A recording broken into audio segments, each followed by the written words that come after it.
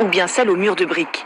Tout Évreux ne parle que de ça depuis que la presse locale a sorti l'affaire il y a quelques jours. On en parle entre amis, moi j'en ai parlé à des amis et des amis ont parlé à d'autres amis, quoi. Je vois pas comment ça peut arriver un truc pareil.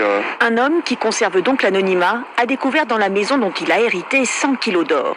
Le commissaire-priseur en charge de la succession et qui l'accompagnait raconte. Tout était emballé soigneusement dans des boîtes, dans du papier. Après, tout était caché partout.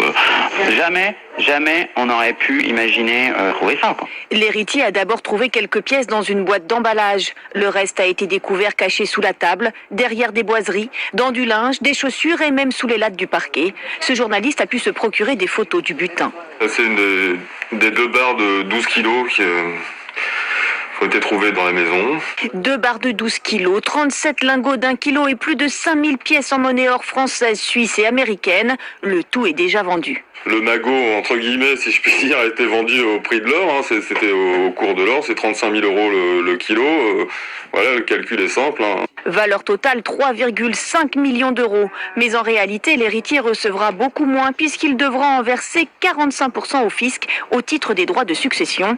Et ce n'est pas tout.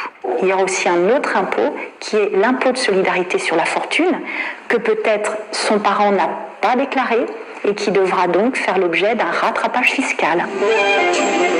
L'héritier peut toutefois se réjouir d'avoir découvert lui-même le magot, car si toute autre personne l'avait trouvé, il aurait alors dû partager avec lui.